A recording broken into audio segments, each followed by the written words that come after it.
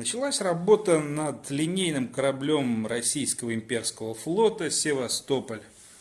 Вот таким вот образом пока выглядит то, с чего мы начали. В общем-то, второй день работы. Буду держать в курсе. Великий корабль Российской империи уже становится похож на себя. У него установлены трубы, у него установлена палуба. Ну, и толстый он, конечно, потому что дредноут. Я решил заснять процесс покраски систершипа, только что сделанного линкора «Севастополь». Это линкор «Марат». Красочка, вот она. Тамия ТС-33. Вот еще одна. Начинаем.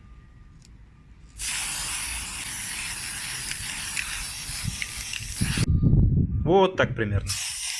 Не могу одновременно снимать нормально и красить. А вот днище.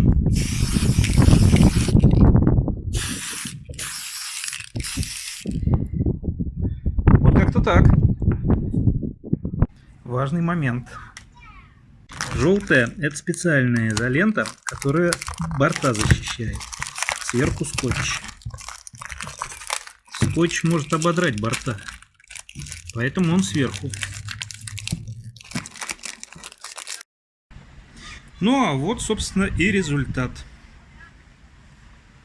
На верфи находится новый линкор.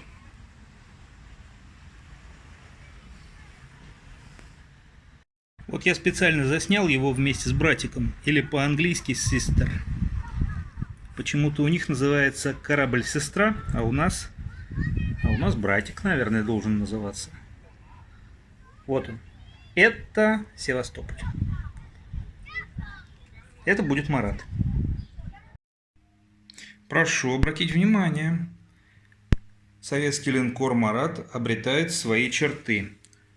Этот океанский нос, он уже не похож на его предыдущего братца «Севастополь».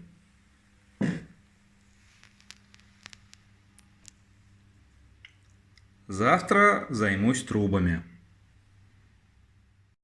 Вот уже похоже на то, что на самом деле вступило во Вторую мировую войну. Еще немного недоделано, нету шлюпок и катеров паровых, нету основной мачты, но вторая мачта уже есть.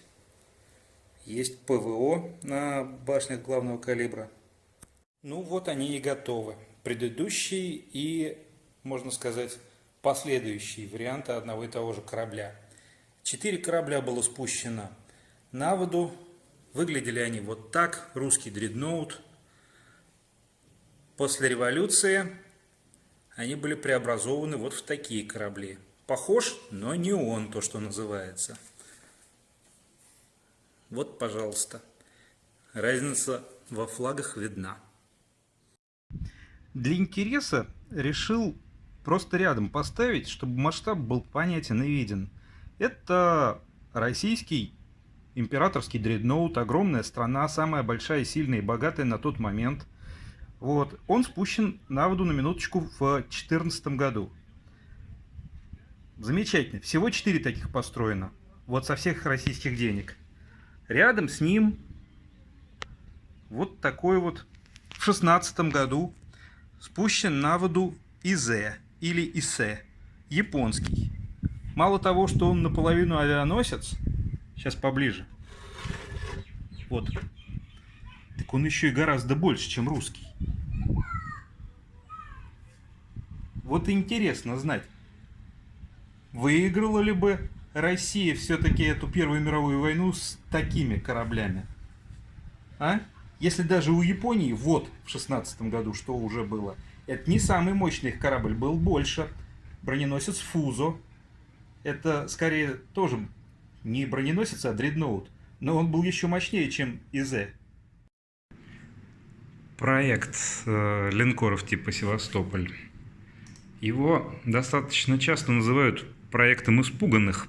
Почему? Ну, как говорится, каждый генерал, в данном случае адмирал, готовится к предыдущей войне. И вот якобы война, русско-японская война, в которой наш флот потерпел категорическое поражение, сильно напугало адмиралов, и они заказали нечто с сплошным бронированием борта, с мощнейшими пушками, фактически плавбатарею. Вот что значит испугались. Но это не совсем так. Дело в том, что была разработана совершенно новая пушка, и вот их тут целых 12. Это серьезно. 305 мм, все тот же калибр, но длина ствола 52 калибра, в отличие от 40 калибров, которые были использованы на броненосцах типа Бородино. Такой корабль я еще не делал. Вот мы видим очень близко сейчас, ведь это действительно плавучая батарея, то, что сделано. Это очень серьезный корабль. И сейчас мы с вами увидим еще кое-что интересное. А именно...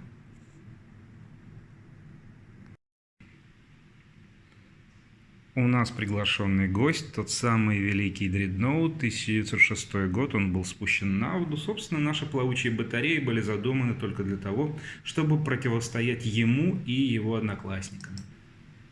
Этих кораблей было сделано 4. Вот, пожалуйста, таблица с ними. А вот корабли.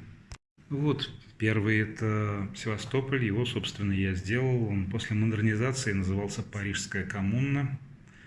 А вот корабль Полтава, модернизации не было. Вот корабль Петропавловск. Вот он стал Маратом. Вот так он выглядел после той самой модернизации. И вот, наконец, Гангут, который стал Октябрьской революцией. Он аж до 1959 года дожил в Советском Союзе, и только тогда был разобран. И вот мы видим реконструкцию боя, которого никогда не было.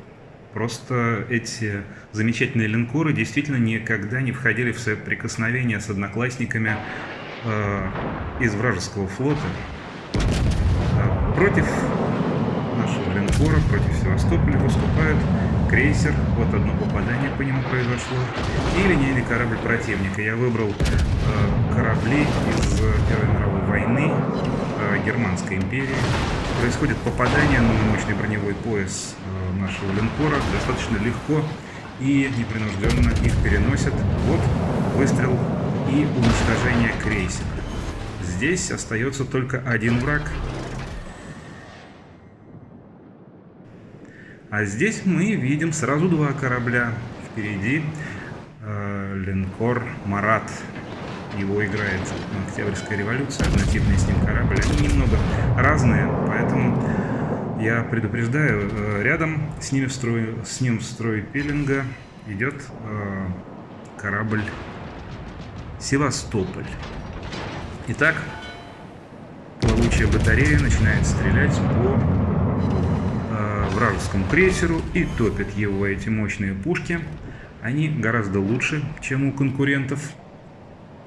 Здесь мы видим, как корабли вошли в кильваторный строй. Сзади более устаревший вариант линкора уже горит. Здесь мы расстреливаем оставшийся линкор врага.